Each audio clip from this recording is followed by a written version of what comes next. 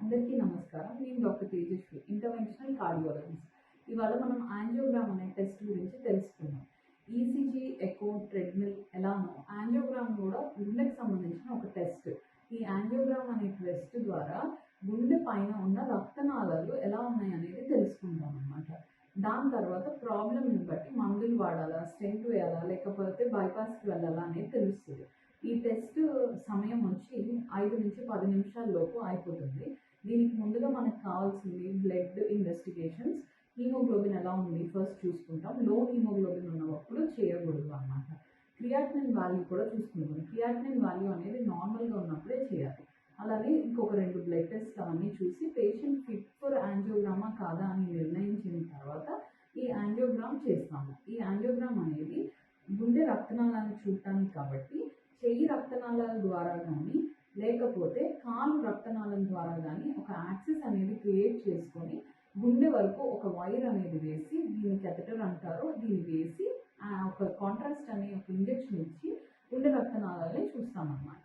So ఇది చూసినప్పుడు problem ఏంటనేది మనకు క్లారిటీగా తెలుస్తుంది. దాని తర్వాత ఫర్దర్ ట్రీట్మెంట్ అనేది మనం డిసైడ్ చేస్తాము. ఈ యాంజియోగ్రామ్ టెస్ట్ అయిపోయిన తర్వాత అంతా బాగుంటే మందులు మాత్రమే రాసి పంపించే పని అయితే పేషెంట్ని 4 నుంచి 6 గంటల వరకు అబ్జర్వేషన్లో ఉంచి బీపీ అంతా సెటిల్ అయిన తర్వాత ఇంటికి అదే రోజు డిశ్చార్జ్ చేస్తాము.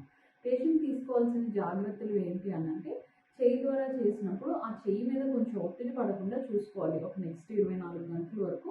తర్వాత ప్లాస్టర్ కూడా తీసేయచ్చు.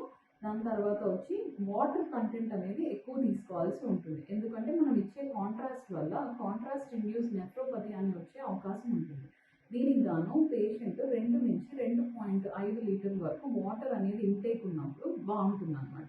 అంటే 4 to 5 టైమ్స్ యూరిన్ వెళ్ళే అంత మినిమం తాగాలి. తాగినప్పుడు వాష్అవుట్ ఆఫ్ ద కాంట్రాస్ట్ జరుగుతుంది. అప్పుడు ఫర్దర్గా కాంట్రాస్ట్ ఇండ్యూస్ నెఫ్రోపతి వచ్చే ఛాన్సెస్ మనకి తక్కువగా ఉంటుంది. అదేవిధంగా పేషెంట్ దీని తర్వాత రెస్ట్ తీసుకోవాల్సిన అవసరం ఏం లేదు. యథావిధిగా వాళ్ళ నార్మల్ వర్క్ నెక్స్ట్ రోజు నుంచే చేసుకోవచ్చు మెడికల్ మేనేజ్మెంట్ అయితే. నెక్స్ట్ వచ్చి వారం తర్వాత యాంజియోగ్రామ్ అయిన వారం తర్వాత పేషెంట్ కిడ్నీ ఫంక్షన్ టెస్ట్ ఒకసారి చెక్ చేసుకుంటే బెటర్.